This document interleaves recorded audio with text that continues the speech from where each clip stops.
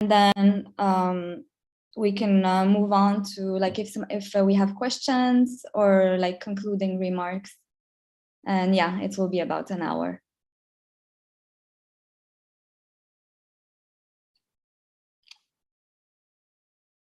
Okay, so we can start. Thank you everyone for joining us today on this important discussion about prisoners of conscience in Bahrain with an emphasis on Abdulhadi Al Khawaja. As you know, he's a prominent human rights defender, imprisoned since 2011, sentenced to life imprisonment. So throughout our discussion today, we will be shedding light on the ongoing situation faced by Abdulhadi Al Khawaja and other prisoners of conscience to better understand the ongoing struggle they are going through and what can be done about it today.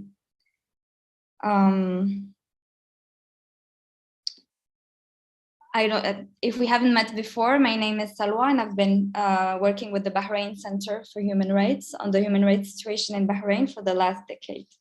So without further ado, I will introduce the 5 distinguished panelists we have with us today. First, we have Khalid Ibrahim, director of the Gulf Center for Human Rights that he joined in 2011. Before that, he was working for over 10 years for the Frontline Defenders. Khalid Ibrahim is a human rights defender who focuses his work on enhancing the protection of human rights defender in the MENA region.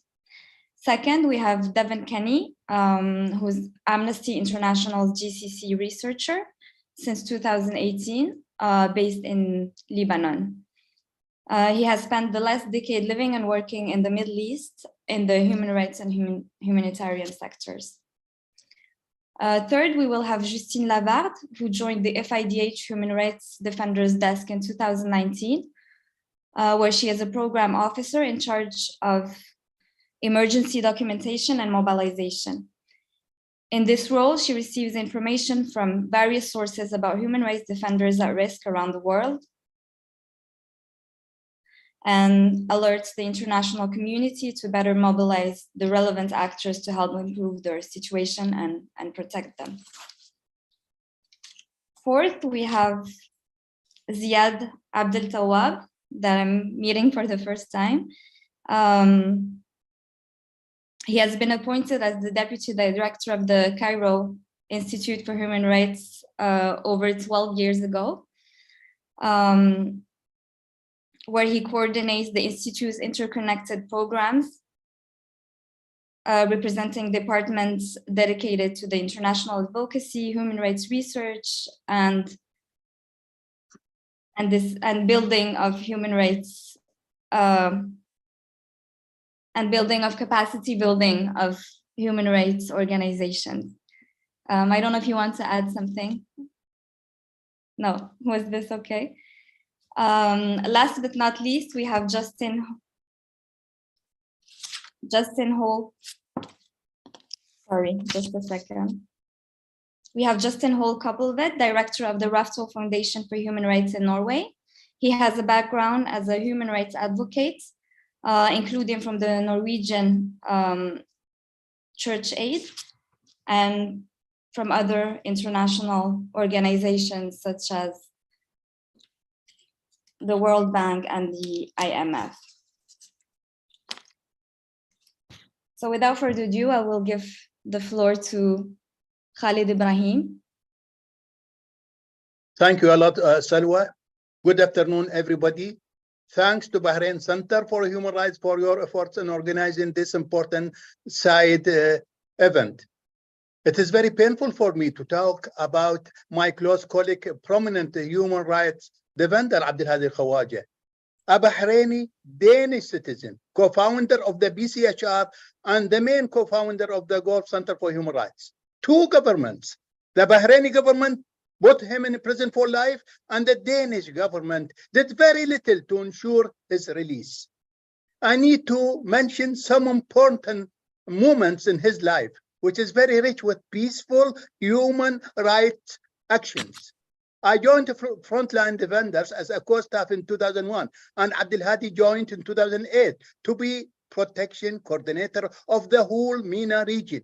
He was in charge of a very important region that is marked, as we know, with massive human rights violations. Abdulhadi worked very hard and went on missions across the MENA region, as far as Western Sahara and as risky as it could be in Palestine. We are talking about a courageous defender who won the Martin Annals Award in 2022. It was one of these busy days prior to the uprising of February 2011 in Bahrain, when Abdulhadi called me and informed me that he resigned from frontline defenders. I told him, you never informed me you will do that. And his answer was very strong and very confident. Khalid, there was no time. I wanted to be with my people. There is an uprising in Bahrain. That is Abdulhadi, a real defender who left everything behind to join his people in their struggle to get freedom. Then on April the 6th of the same year, I called him again. And this time about the GCHR, who himself wrote its first draft.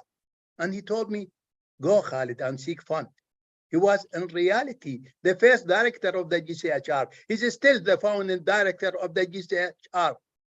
Unfortunately, 3 days later, after my call with him, Abdulhadi Al Khawaja was arrested on the 9th of April, 2011, beaten, tortured, disappeared for 2 weeks, and sentenced to life in an unfair trial that did not comply with even the Bahraini criminal law, leave alone the minimum international standards for fair trials and due process.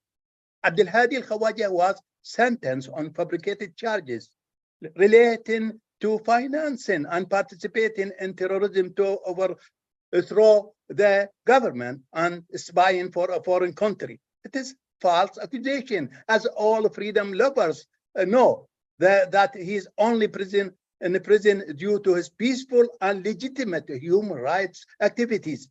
It is not just me saying that about my close colleague. In July 2011, the UN Working Group on Arbitrary Detention concluded that Abdulhadi Al Khawaja's arrest was arbitrary, as it resulted from his exercise of the fundamental rights of freedom of expression, peaceful assembly, and association, and called for his immediate release. He's currently completing his 12 years in prison and in need for proper medical treatment. But instead of giving him the proper medical care, the government of Bahrain orchestrated for him some new trials. On the 28th of November 2022, the second lower criminal court in Bahrain convicted Abdulhadi on additional criminal charges for allegedly breaking a chair in prison and verbally insulting a police officer for refusing to grant him a telephone call with his family. Now, I have to say that as a direct consequence of his imprisonment, torture, and deprivation of access to medical care, Abdulhadi Al Khawaja suffers from a series of chronic health problems, including extreme back pain and impaired vision. Abdulhadi now, as we speak, is denied access to adequate medical treatment. This includes access to cardiologists, despite being at risk of a heart attack or stroke at any time. This is really very painful. You are talking about a leading international human rights defender. We have to celebrate his life, and instead the government of Bahrain is putting him in prison and treated him so badly. Now, this hunger strike for him is the 7th. Before that, he went through 6 hunger strikes. No wonder that he is doing all that, because he is the one who said, prison will not end my human rights work. And now, at the moment, he's leading this hunger strike that has the participation of more than 700 prisoners of conscience. In a recent telephone call with his family, he said, the hunger strike is in protest against the continuation of my detention. but also specifically in protest of the denial of medical treatment. Keeping in mind, a lot of the health issues are caused or were made worse because of the torture I was subjected to. These are the words of Abdulhadi Al Khawaja. Now, what we have seen for the third week, really the first big hunger strike in the modern history of Bahrain, and there are, as I said, there are reasons for this hunger strike. In addition to the denial of adequate medical treatment, the lack of regular visits, and not having sufficient time outside their cells. Now, it is really time for the Danish government to take some immediate action to ensure the release of Abdulhadi Al Khawaja as a Danish citizen. And also for me, I really call on all the international mechanisms and on all the governments that have a close security partnership with the Bahraini government to call for the release of Abdulhadi Al Khawaja and other prisoners of conscience in Bahrain immediately and unconditionally. And in the meantime, ensure that Abdulhadi is provided with life-saving medical care to prevent an imminent tragedy. I also call on the Bahraini government to implement all the United Nations standard minimum rules for the treatment of prisoners, in particular Rule 1, which says all prisoners shall be treated with respect due to their inherent dignity, and Rule 5, which says the prison regime should seek to minimize any differences between prison life and life at liberty. So with that, I stop here to hear from my colleagues. Thank you so much. Thank you so much, Khalid, for giving us an overview of the situation of Abdulhadi Al Khawaja and other human rights prisoners of conscience in Bahrain and in the other parts of the world. And it was good to hear such a personal insight on the person that Abdulhadi Al Khawaja is, and also for recalling the demands that we have towards the Bahraini government and the Danish government and the international community in general. Next, we have Devin. Devin, you can go ahead. Thank you, Salwa. So as Khalid just mentioned, as we speak now, Abdulhadi Al Khawaja is currently fasting in protest of conditions at the prison where he's held, Bahrain's Jau Central Prison. And the most pressing issue relating to his conditions of detention is that he needs to be seen and treated by a cardiologist on a sustained, ongoing, and regular basis under normal conditions of medical care, and the authorities have denied him this. I believe we'll probably hear some more about this current phase of his struggle and his suffering from other panelists today, as we've already heard some from Khalid. So I want to use my remarks to review what is the true core issue and the root of the problem here today, which is that Abdulhadi is and has been all along unjustly and illegitimately imprisoned for engaging in protest against his government. I think everyone here will be familiar, but in case not, I note now that I'll be making reference to the report of the Bahrain Independent Commission of Inquiry, which I'll just refer to by its acronym BICI. The BICI report was commissioned by the king himself, King Hamad, who's still in power and was accepted by the Bahraini government.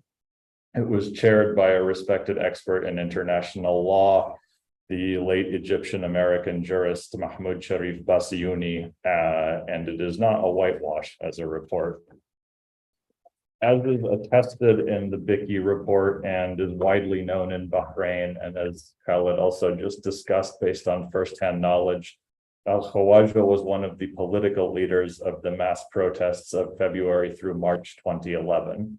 He's also, of course, again, as was referred to, the co-founder of the organization hosting our event today, the Bahrain Center for Human Rights, as well as a co-founder of the Gulf Center for Human Rights, which of course is also another organization that's quite well known in our field.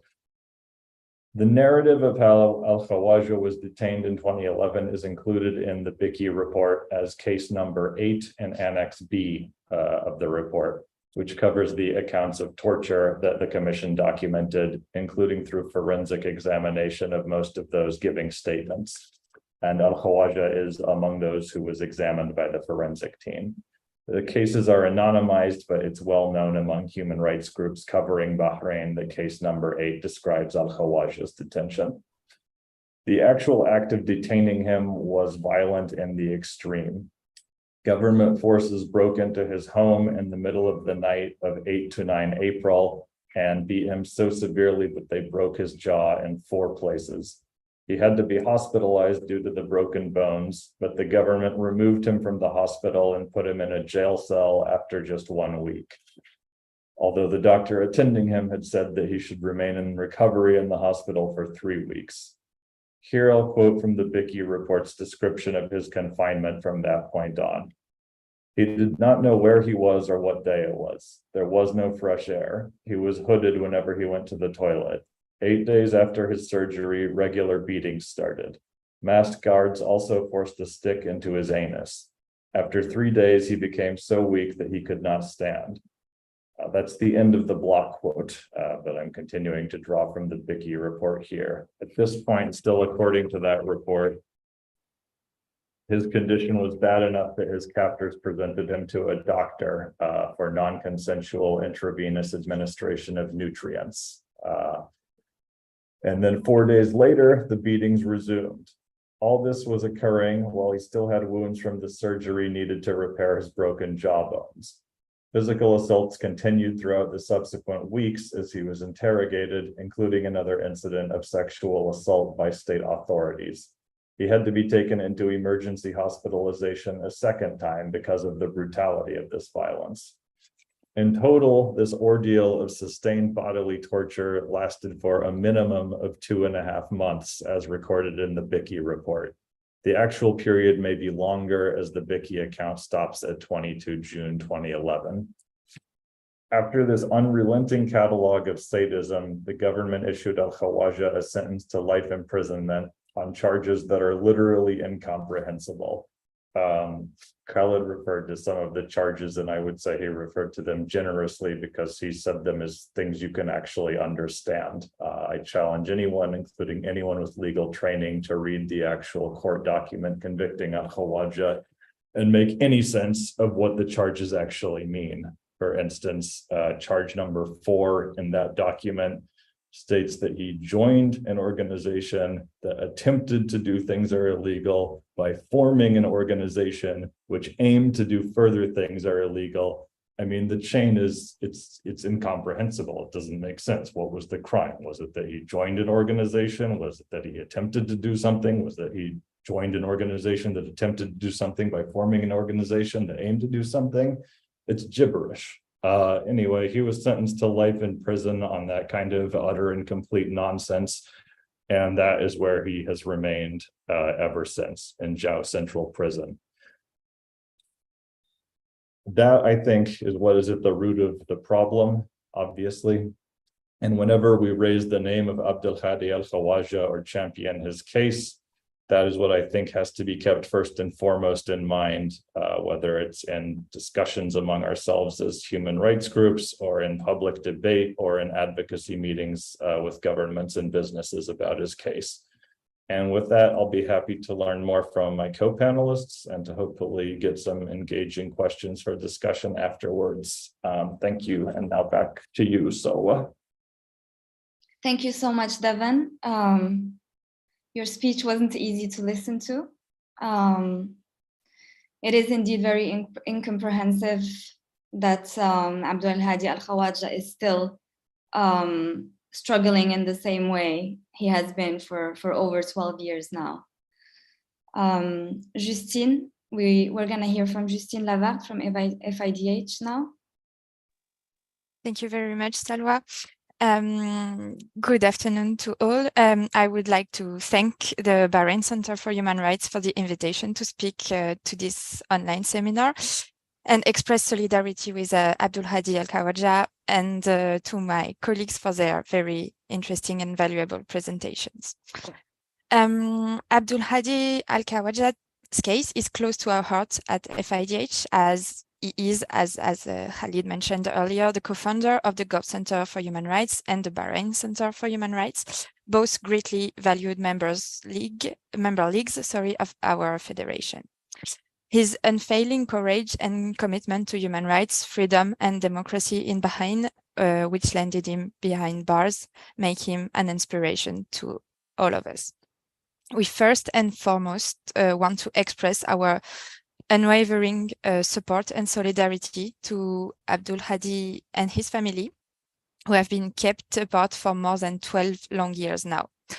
Despite this unbearable reality, Abdulhadi's relatives have been fighting tirelessly for all these years, notably through the Free Al Khawaja campaign, in hope of finally obtaining his release.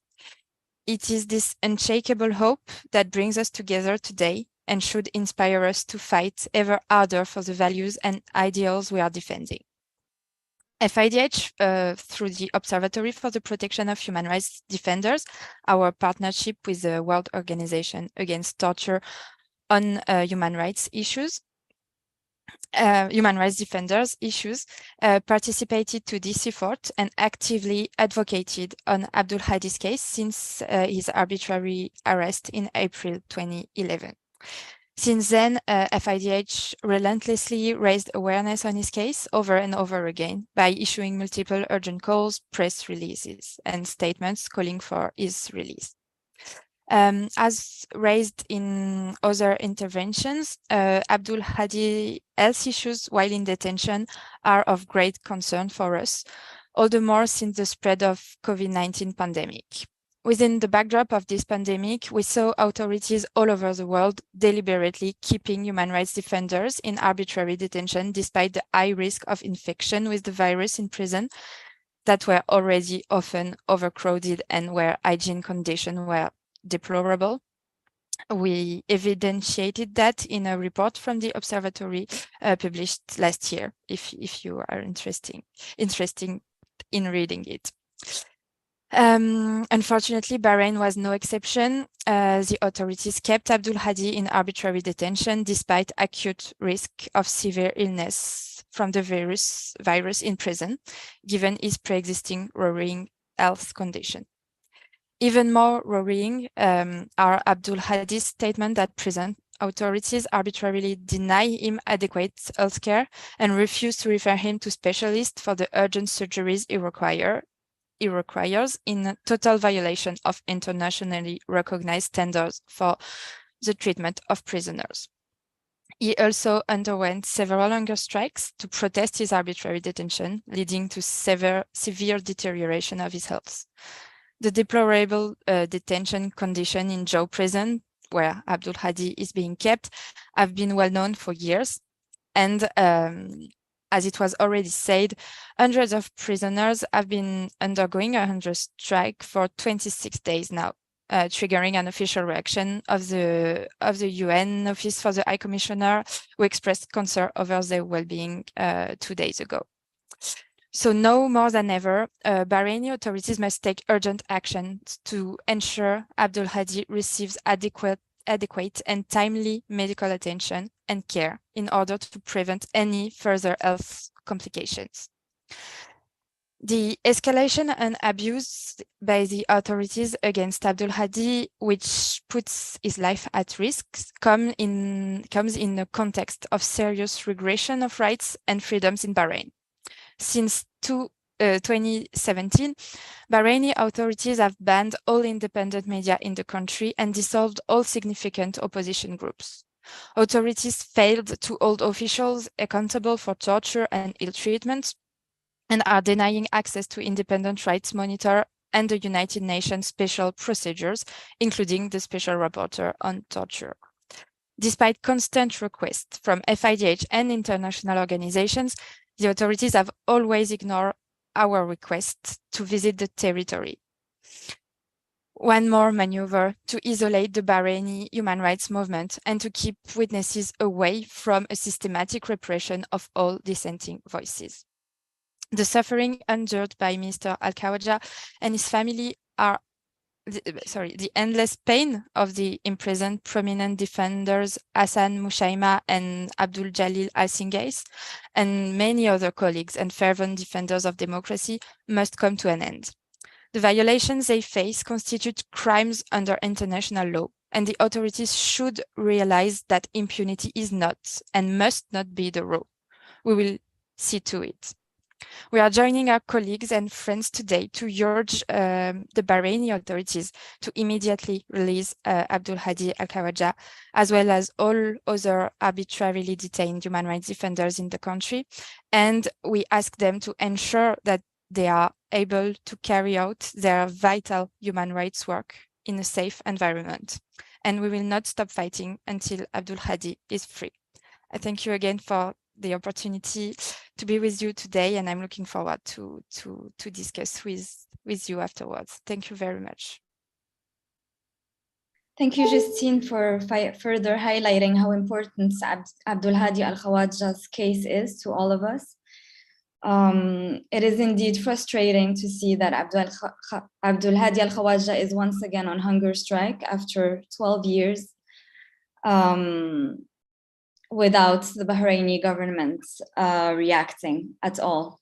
And thank you for mentioning other prominent human rights defenders that are going through the same kind of struggles, such as Mushaima and Al Singais.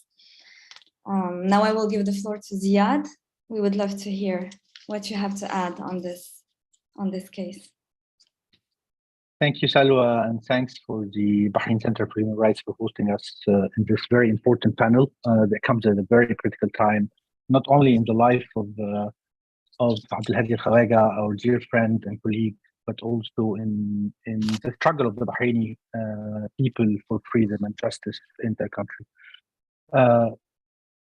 Sadly, the case of Abdulhadi Al Khawaja is emblematic to the overall treatment of the Bahraini human rights defenders, but also to all the defenders of rights and freedom in Bahrain. We keep on missing one point, which is very important, that Abdulhadi was sentenced for 12 years, not by a normal court, but by a military court, by a military tribunal. I actually don't know of any human rights defenders in the Arab region that has been staying for 12 years in prison for his work as a human rights defender and who has been sentenced by military court. I only know of one, and this is Abdulhadi Al Khawaja in Bahrain. This is something we keep on forgetting all the time. Not only that he has been, as my colleagues have mentioned before, subjected to torture, sexual assault, as documented by the Biki, as Devin has mentioned, but he's also the only known Danish prisoner of conscience in the entire world. And this is another point that we need to highlight in Abdulhadi's case. We also need to know that Bahrain has one of the highest incarceration rates per capita in the region, in the entire Arab region, with a population of 1.5 million person. We have more than 1,300 detainees who are political detainees and not just normal detainees. I know Abdulhadi Al Khawaja from a very long time ago. I know him since he had the cap of DHRO when he was defending the rights and freedom of Bahraini people in the 1990s. This is where he was first invited to attend some meetings with the Cairo Institute for Human Rights Studies, the organization that I represent. And this is where we got to know him and got to know more about the plight of the Bahraini people for freedom of justice. At that time, Al Khawaja was not a Bahraini because his Bahraini citizenship was revoked by the late Bahraini king as a price for his struggle for freedom and justice. So Abdulhadi has been paying the price for his courageous position well before 2011 and well before his imprisonment. He has been already living as an exile, as a refugee in Denmark for more than 12 years, if I'm not mistaken, or even more, as a result of his activism. The organization that he helped establish, which is the BCHR, was actually dissolved by a decision in 2004. So that was the second time he was subjected to reprisal for his work as a human rights defender. And then comes again 2011 and all the consequent acts that my colleagues have mentioned earlier that adds on the price that he has been paying as a human rights defender. I got to meet him personally and work with him in 2008. And again, that was not in relation to Bahrain. Abdulhadi is not only a Bahraini human rights figure, but he's an Arab human rights defender that has been struggling to promote human rights in the entire Arab region and entire MENA region. I knew him through our work together on Palestine, on Syria, on Iraq, on Egypt, and on Tunisia. Not only in his capacity as a coordinator for frontline defenders, but in his capacity as a human rights defender that has a voice and a say in what freedoms and rights should look like in the MENA region. Unfortunately, and while mentioning that Abdulhadi is a Danish Bahraini citizen, Denmark has not lived up to its obligation to protect its own citizens. I don't recall a single time where I've heard publicly from the Danish government a condemnation to the arrest, detention, ill treatment, torture, sexual abuse of Abdulhadi Al Khawaja.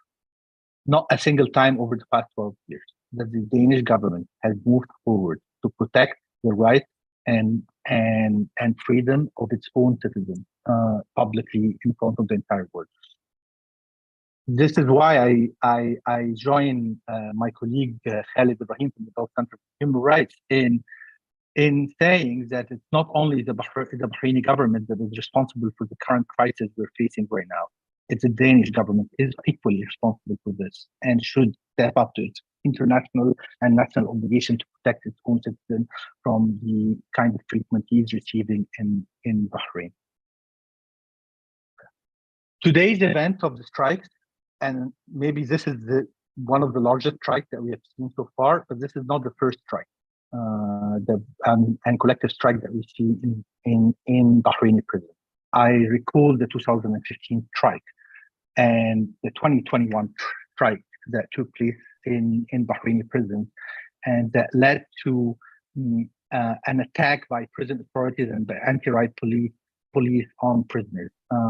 This attacks have led to several detainees being injured and ill-treated during the dispersal of the strike. I am deeply worried that 2023 is not going to be different unless international governments are going to put pressure on the Bahraini government to act differently and to listen to what the strikers are demanding. Actually, I'm astonished that strikers are not demanding their freedom, which is the normal thing that should be demanding over there, knowing that they have been arbitrarily detained and arrested throughout the past years of their detention. All what they're asking for is ending security isolation for prisoners, providing access to adequate healthcare and education, reforming stringent rules regarding family visits, ending the 23 hours lockdown in cells and allowing more time outside for prisoners, allowing access to prison mosques for prayer. This is all what they're asking for, which is what they're asking for is what the already legal codes in Bahrain are allowing for prisoners, but the authorities are not granting them.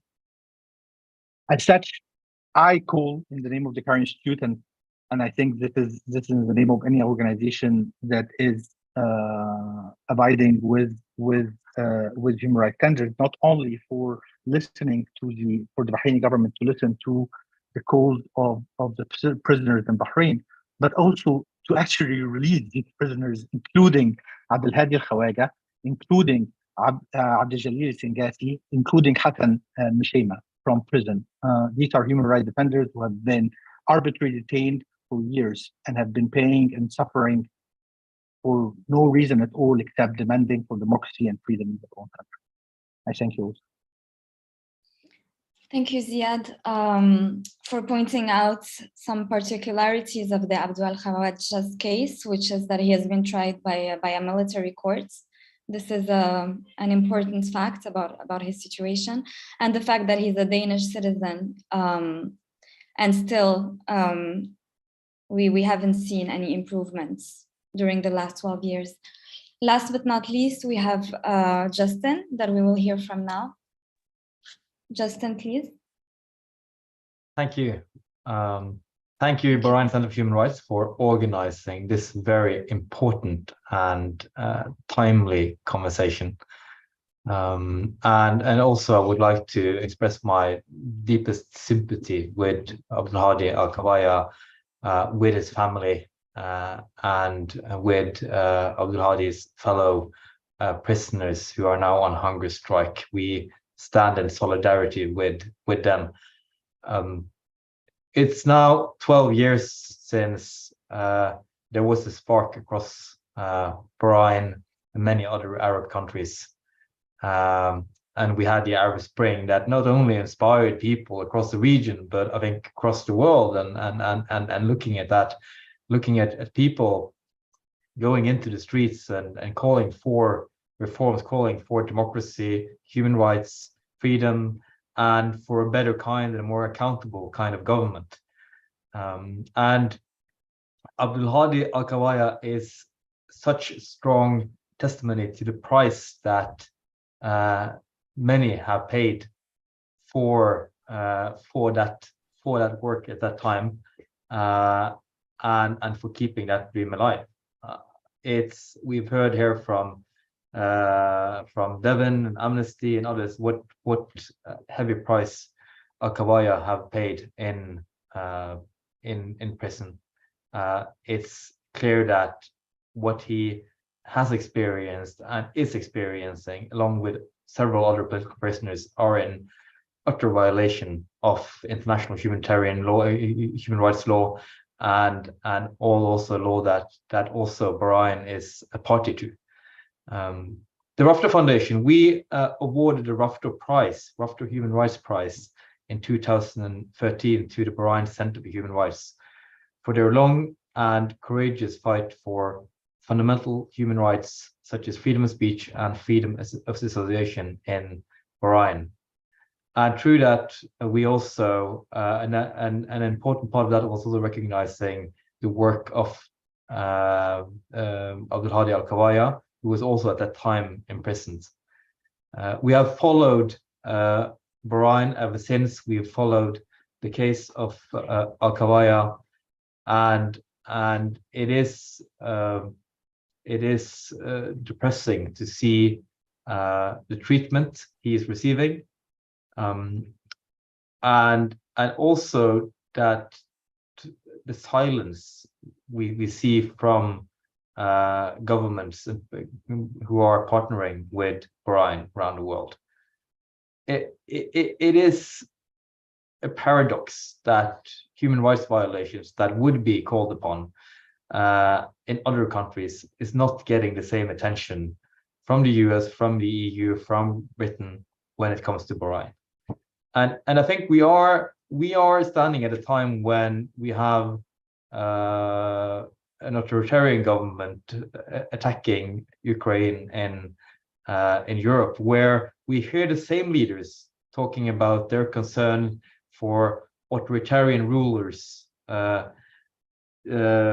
where they talk about the importance of standing up for human rights and democracy. And we don't see that coming into any effect when it comes to what's happening in Bahrain. And I think it's also that level of hypocrisy which also makes it, those efforts to stand up for democracy will be more challenging if not these governments can be consistent in their support for human rights and democracy, and when calling out atrocities which what we see against Abdulhadi Al Khawaja and several of his fellow prisoners, and to the people of Bahrain. And also, as Siad mentioned, I think that it is, and also as a Nordic, being in Norway and quite close to Denmark, and it is striking the lack of attention his case is getting in Denmark. The Danish citizen, which is a political prisoner in Bahrain, being treated like he has been, that we have not seen the Danish prime minister, that we have not seen the Danish government calling more strongly for his release, making this a case every time they have the opportunity. It is striking, and also striking for a government that is making a point to be standing up for human rights and democracy, and making that an important part of their national identity. And I think that's something we stand together with others here in calling on the Danish government and any other government that have an influence on Bahrain to call for the immediate that prisoners are getting the medical attention that they have a right to under any circumstances, and that all governments are pushing for the release of Abdulhadi Al Khawaja, other political prisoners. And I just also wanted to say that even if we are seeing, we're talking here about the price that many are paying for those aspirations, for those dreams they had 12 years ago when they went into the streets and calling for reform in Bahrain. I think that dream is still very much alive.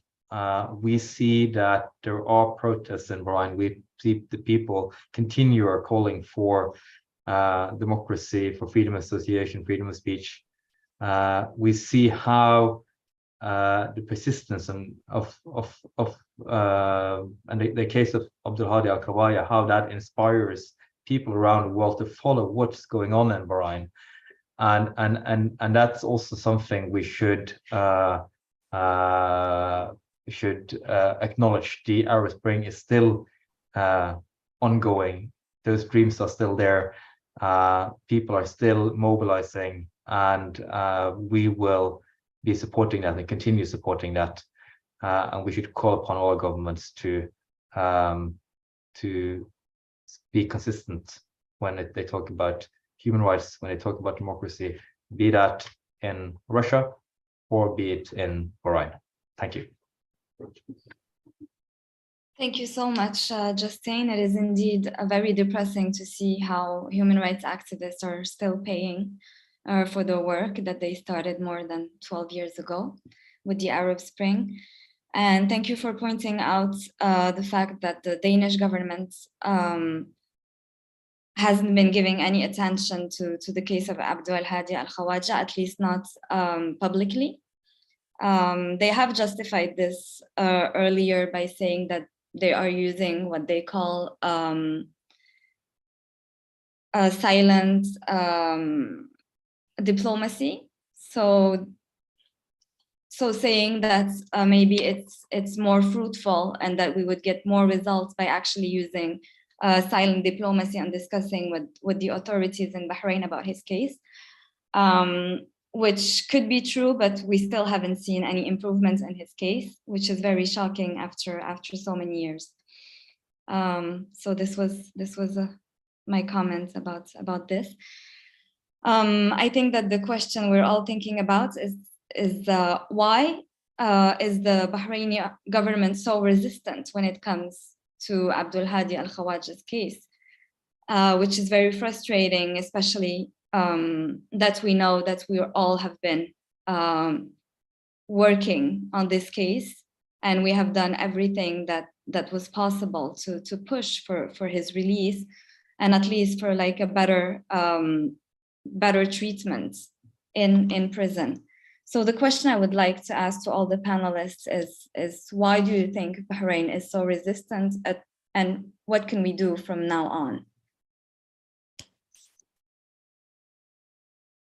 Khalid, I don't know if you want to start. Thank you, Salwa. There are many reasons. I mentioned, my colleagues, some of them. like the main reason why he's in prison, because he's an international human rights defender, well known for his huge work in the field of human rights. Abdulhadi is one of the few who could make a change in a society, peaceful change, of course. He's leading the human rights movement in Bahrain. So that is one of the reasons why the Bahraini authorities are doing their best to keep him in prison. And then there are some other reasons. We mentioned the other reasons, the failure of the Danish government to act.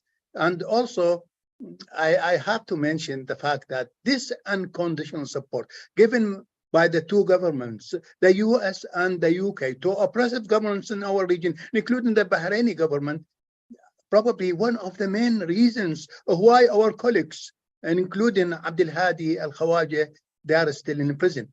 Now, I want to add something else. I was lucky really to talk to Abdulhadi through a video call just recently.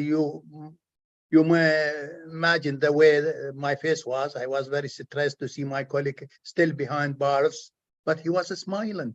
Always Abdulhadi is optimistic. Always he has a strong belief that sooner or later he will be released. And I have the same hope that he will be released.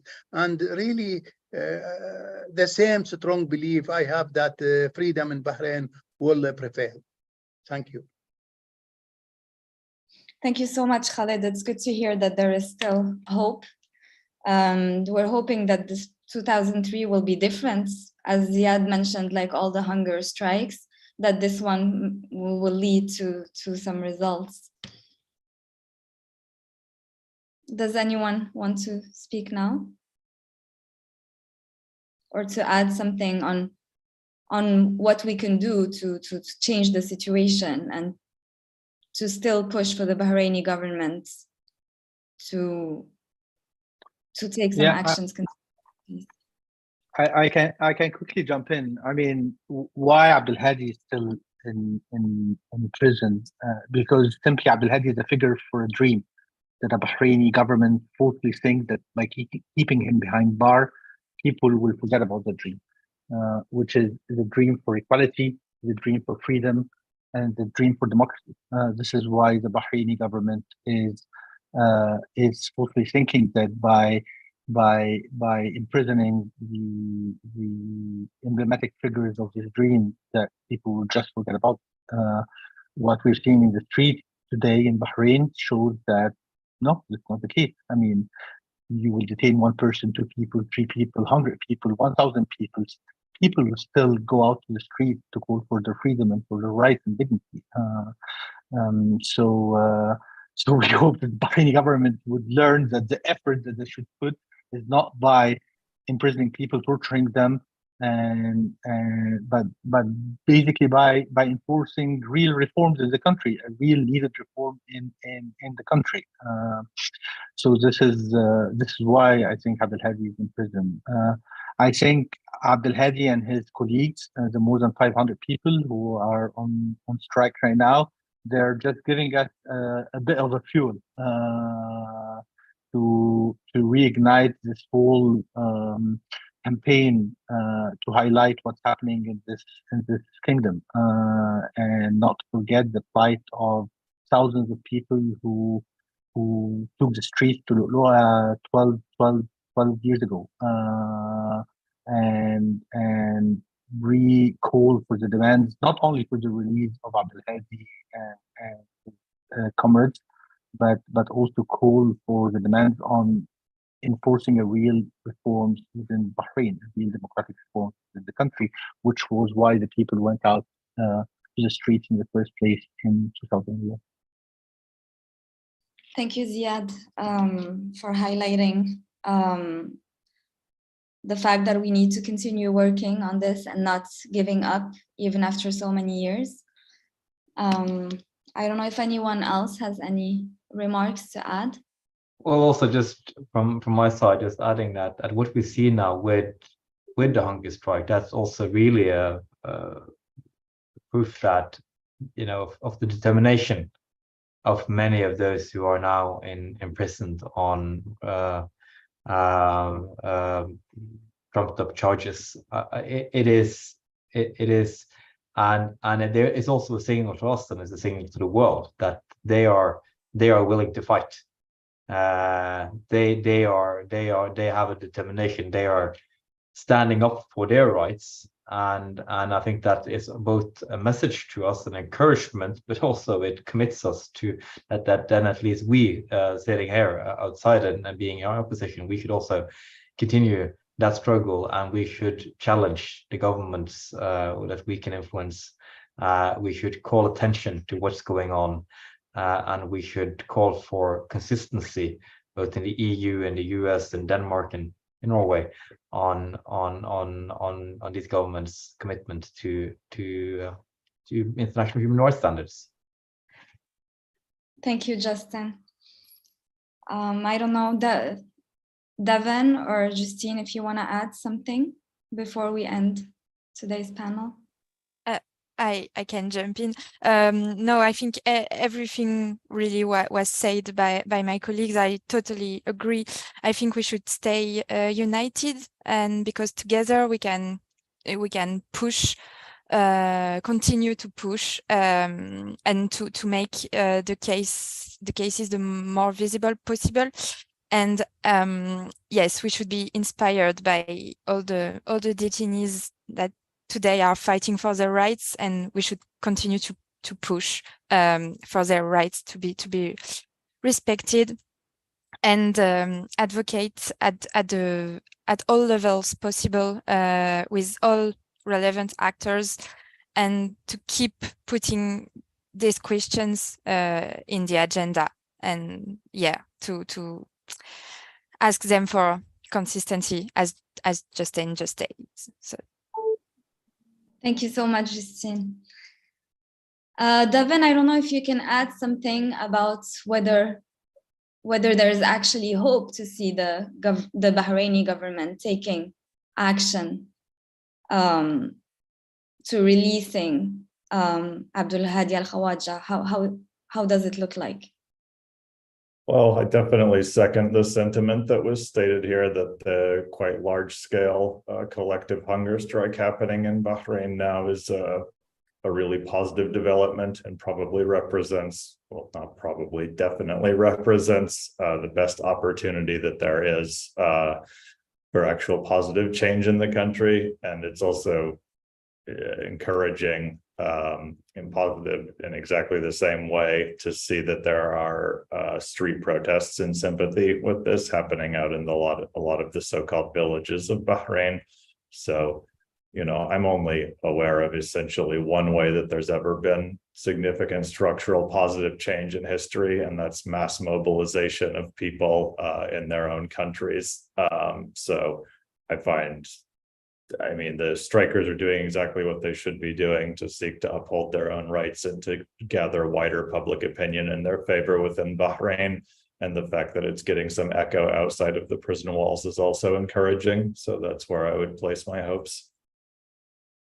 Thank you so much, Devin. It's good to hear that there is still hope, even though we lose hope sometimes, and after so many years of work, not seeing actual results concerning this case and concerning other cases of prominent prisoners of conscience. So this is very encouraging, and it will help us to continue working and raising our concerns. So if there's no one else who has any additional concluding remarks, I think that we will end our panel here.